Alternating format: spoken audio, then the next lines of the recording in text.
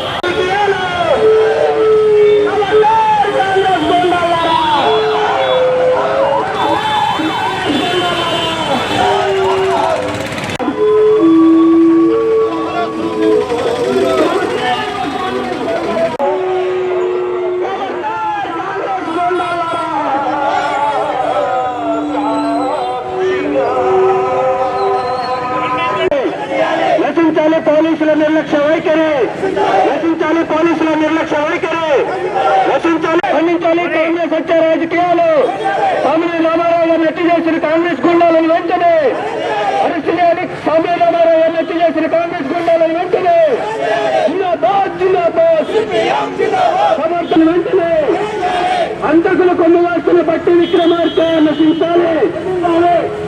Down down బట్టి విక్రమార్క హత్య రాజకీయాలను ప్రోత్సహిస్తున్న బట్టి విక్రమార్క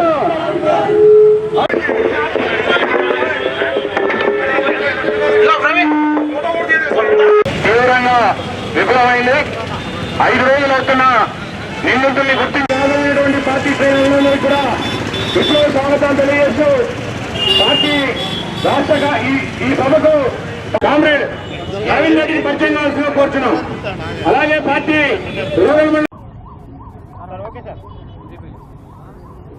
సామినేని రామారావు గారి హత్య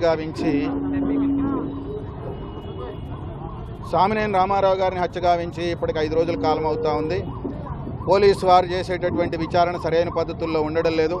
దోషుల్ని కాపాడే పద్ధతుల్లో అధికార పార్టీకి అడుగులకి మడుగులు వచ్చేటటువంటి పద్ధతుల్లో ఈ రకమైనటువంటి విచారణ కొనసాగుతూ ఉంది. ఈ రకమైన విచారణతోని దోషులు బయటపడేటటువంటి అవకాశం లేదు. అందుకనే మేము ఎప్పటికైనా డిమాండ్ చేస్తూ ఉన్నాం పోలీసు యంత్రాంగాన్ని.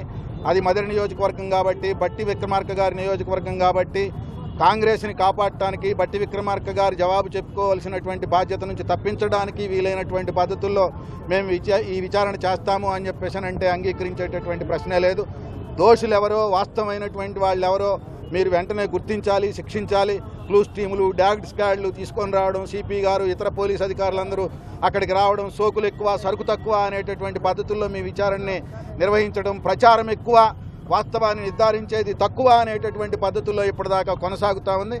ఎప్పటికైనా మీరు వెంటనే విచారణా పద్ధతిని మార్చుకొని సామినేని రామారావు గారి కుటుంబం ఎవరినైతే దోషులుగా పేర్కొంటూ చెప్పిందో వాళ్ళని వెంటనే అరెస్ట్ చేసి ఆ వైపున విచారణ ప్రారంభించాలి. ప్రారంభించకపోతే ప్రజలు తమదైనటువంటి విచారణ ప్రారంభిస్తారు.